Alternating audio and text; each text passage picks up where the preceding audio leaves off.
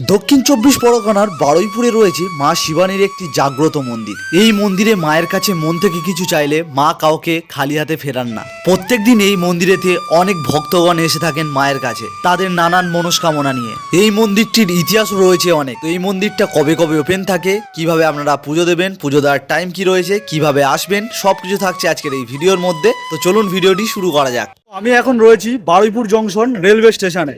এই বারুইপুর রেলওয়ে স্টেশনের যে কোনো প্ল্যাটফর্মে নামুন না কেন, আপনারা চলে যাবেন 4 নম্বর প্ল্যাটফর্মের ঠিক পেছনের দিকে। ওই দেখতে পাচ্ছেন 4 নম্বর প্ল্যাটফর্ম, ওর পেছন দিকটাই আমাদেরকে যেতে হবে।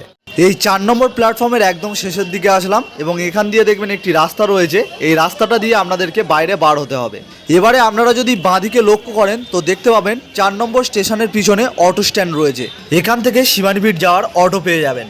তো অটোতে করে আসলে আপনাদেরকে ঠিক এই জায়গাটায় নামিয়ে দেবে। আর অটো ভাড়া পড়বে মাথা পিছু 10 টাকা করে। আর এই মোড়ের সামনে দেখতে পাবেন দুটো মিষ্টি দোকান রয়েছে দু সাইডে। এই দোকানগুলো থেকে আপনারা পূজার জন্য মিষ্টি কিনে নিয়ে যেতে পারবেন। আর এই দুটো মিষ্টি দোকানের মাঝখান দিয়েই রয়েছে শিবানীপীঠ যাওয়ার রাস্তা।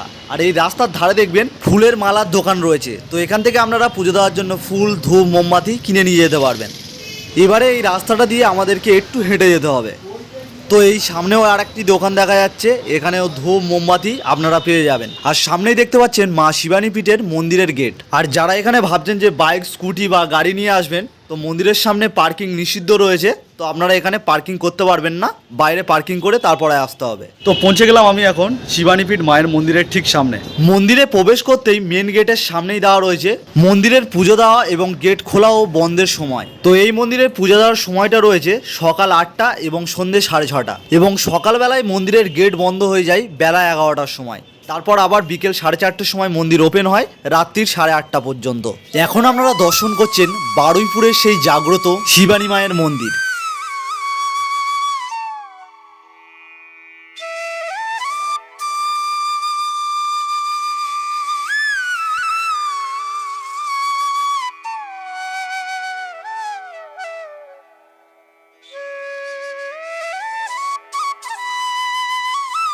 মন্দিরের মধ্যে প্রবেশ করতেই আলাদা একটা শান্তি আপনারা অনুভব করবেন।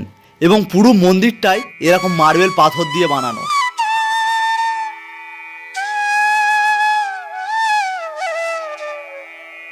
এবং মন্দিরের ওপরের দিকটায় যদি আপনারা লক্ষ্য করেন তো এখানে দেখতে পাবেন অনেক বহু মণি ঋষিদের সব মূর্তি রয়েছে।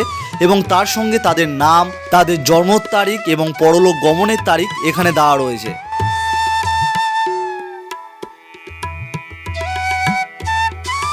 এই দিকটাতেও ঠিক একইভাবে আপনারা বহু ঋষিমণিদের এখানে মূর্তি সব এরকমভাবে দেখতে পাবেন।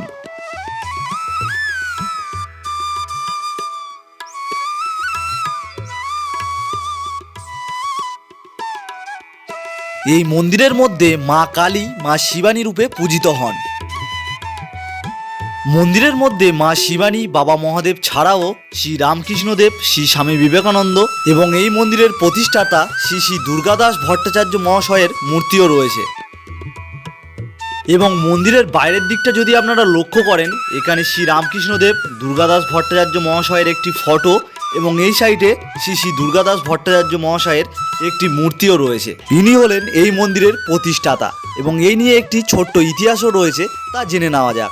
মন্দির প্রতিষ্ঠার নৈপথ্যে রয়েছে স্বপ্নাদেশের কাহিনী। স্থানীয় ভট্টাচার্য পরিবারের নারায়ণ দাস ভট্টাচার্য ও শান্তিলতা দেবীর কন্যা হলেন নিরুপমা চক্রবর্তী। শ্বশুরবাড়িতে নিরুপমা দেবী একদিন স্বপ্ন দেখেন তার বাপের বাড়িতে পঞ্চাননের পুজো হচ্ছে। পঞ্চানন মন্দিরের পাশে পুকুরের মধ্যে একটি ঘট অবহেলিত হয়ে পড়ে রয়েছে। স্বপ্নতে তিনি দেখেন সেই ঘটটিকে তুললে ঘটের মধ্যে কালী মূর্তি রয়েছে। নিরুপমা দেবীকে নির্দেশ দিলেন এই ঘটটি তুলে প্রতিষ্ঠা করতে হবে। এই স্বপ্নাদেশ পাওয়ার কিছুদিন পরেই নিরুপমা দেবী তার বাপের বাড়ি বারুইপুরে এলেন। এখানে এসে তিনি একই স্বপ্নাদেশ আবার পান।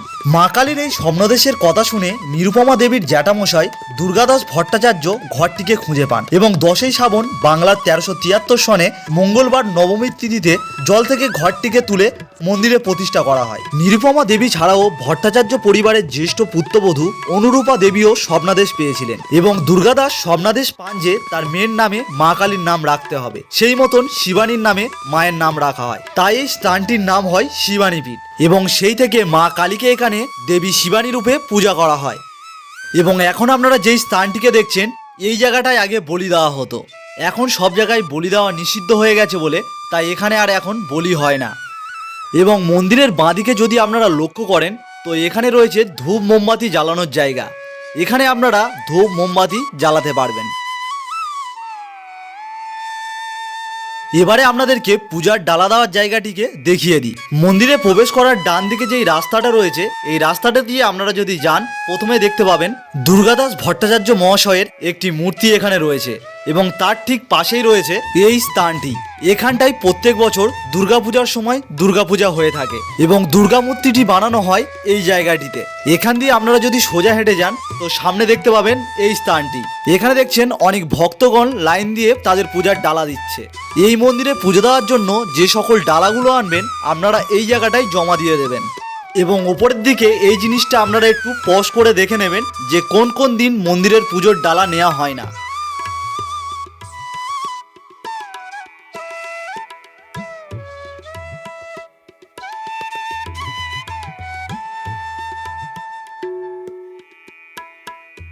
কেমন লাগলো আজকের বারাইপুর শিবানী পীঠের ভিডিওটি যদি ভালো লাগে অবশ্যই একটি লাইক করে দেবেন আর এরকম ভিডিও পেতে আমার চ্যানেলটিকে সাবস্ক্রাইব করে রাখবেন।